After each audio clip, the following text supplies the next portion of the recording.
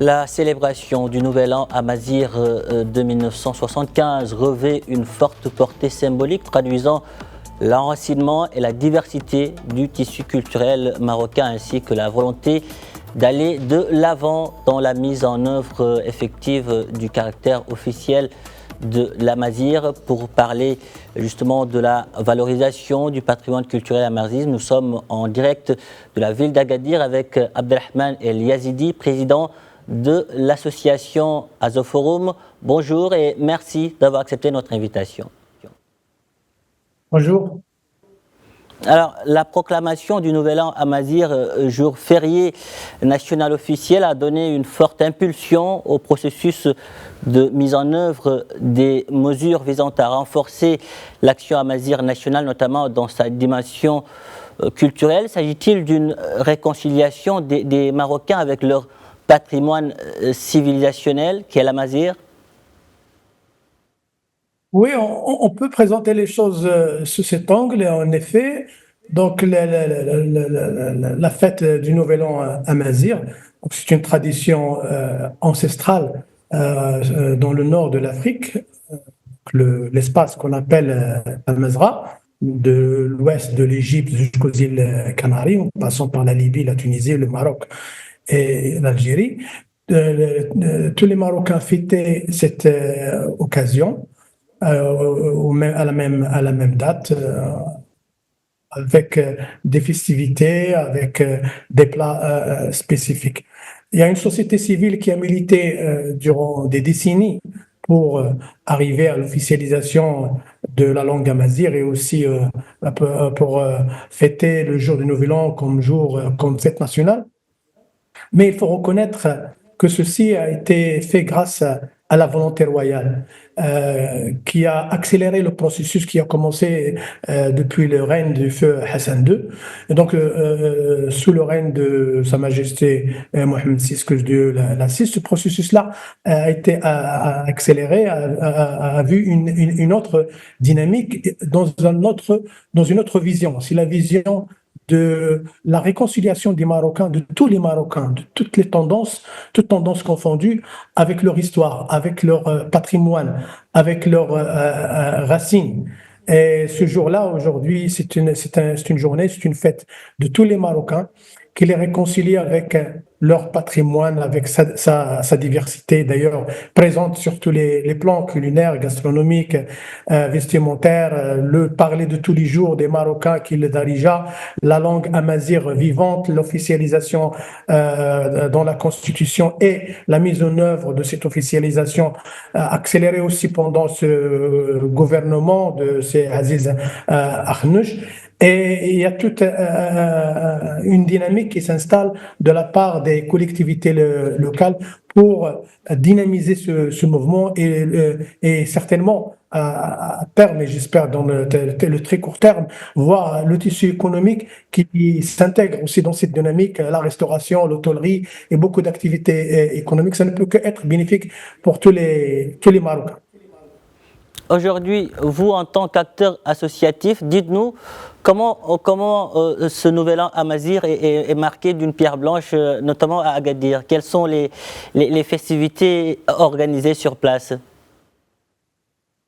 Oui, si je prends le cas de la ville d'Agadir, et je sais qu'il y a beaucoup de villes au Maroc qui sont aussi dans la même dynamique, et encore plus, même des collectivités locales dans des terroirs isolés, parce que c'est une pratique qui est enracinée dans la culture des gens. Donc, si je prends le cas de Agadir, donc la collectivité locale d'Agadir a mis en place un mécanisme qui est prévu par la loi, un mécanisme participatif où font partie de plusieurs personnalités du mouvement amazigh dans la région et dans la ville particulièrement, pour réfléchir avec le conseil communal sur les modalités de la mise en œuvre du caractère officiel de la langue amazigh et aussi pour dynamiser cette culture, particulièrement après la décision du cabinet royal d'instaurer le jour du Nouvel An comme fête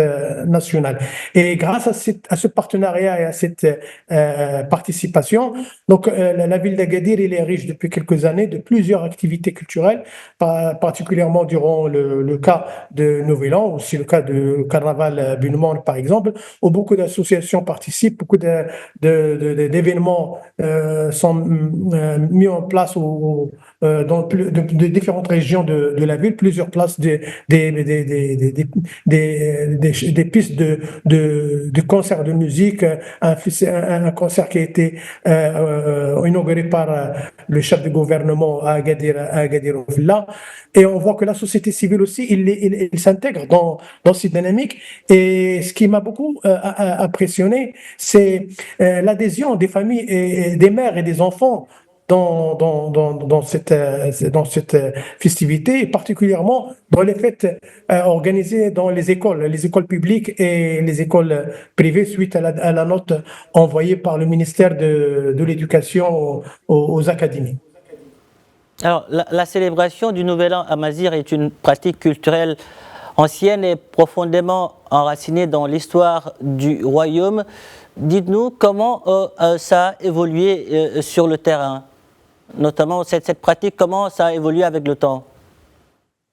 D'abord, il faut rendre hommage à la femme marocaine, parce que c'est grâce aux femmes marocaines que toute la culture, toute la diversité culturelle du Maroc, du nord au sud et de l'est à l'ouest est préservée jusqu'à aujourd'hui. Et dans le cas présent, c'est grâce à la femme amazigh qu'aujourd'hui, cette tradition-là, elle est vivante et elle continue de l'être. Vous avez passé dans votre reportage plusieurs plats culinaires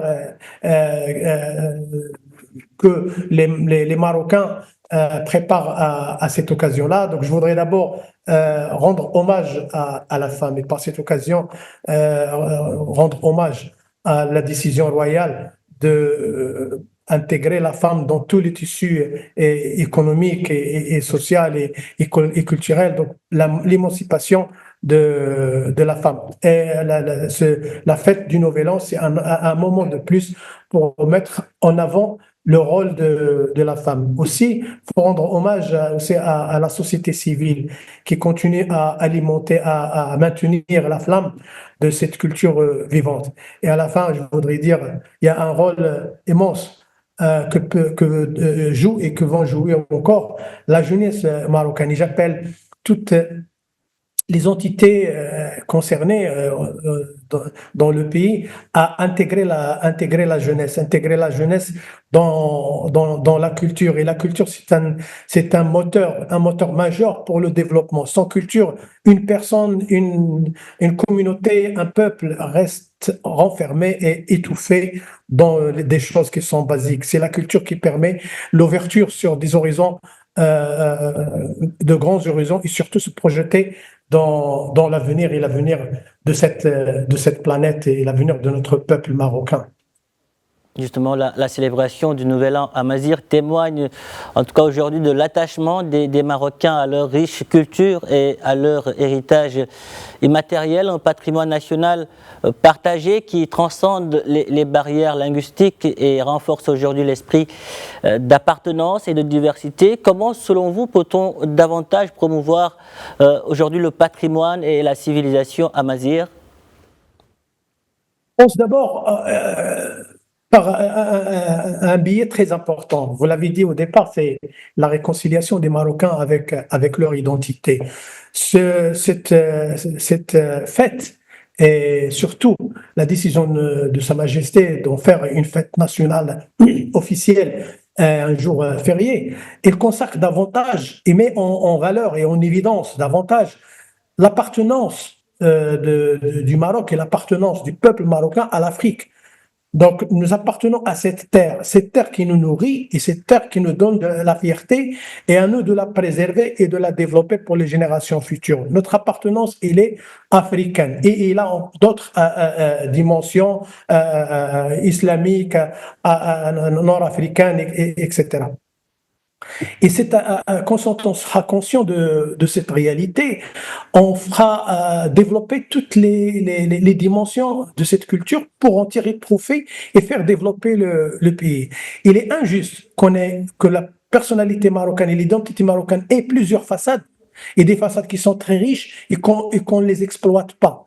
La bijouterie amazigh, il est riche. Les tenues amazigh, ils sont riches. La gastronomie amazigh, il est riche. D'ailleurs, quand on fait des foires à l'étranger et quand on montre à des visiteurs étrangers la culture marocaine, à domination, c'est le patrimoine ancestral, c'est le patrimoine amazigh. Aujourd'hui, que les Marocains et je dirais les officiels aussi réconciliés avec l'identité du pays et son enracinement africain, je pense que le terrain, il est balisé, il est ouvert pour beaucoup de développement dans le domaine culturel d'abord. Donc, il faut développer le cinéma amazigh, il faut développer les films, les livres amazigh, les écrivains, les cinéastes, les réalisateurs.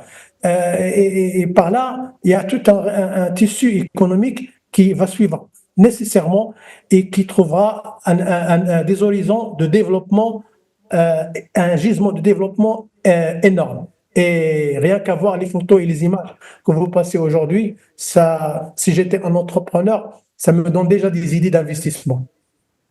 Justement, la célébration actuelle transcende, vous l'avez dit, la simple festivité pour intégrer des dimensions sociales et aussi de développement. Comment une telle opportunité peut-elle booster le développement justement socio-économique du royaume? Oui, je donne un exemple simple et évident.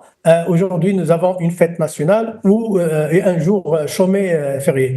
Donc, les familles ont du temps libre pour sortir, ont du temps libre pour voyager. Et puis, surtout, ils ont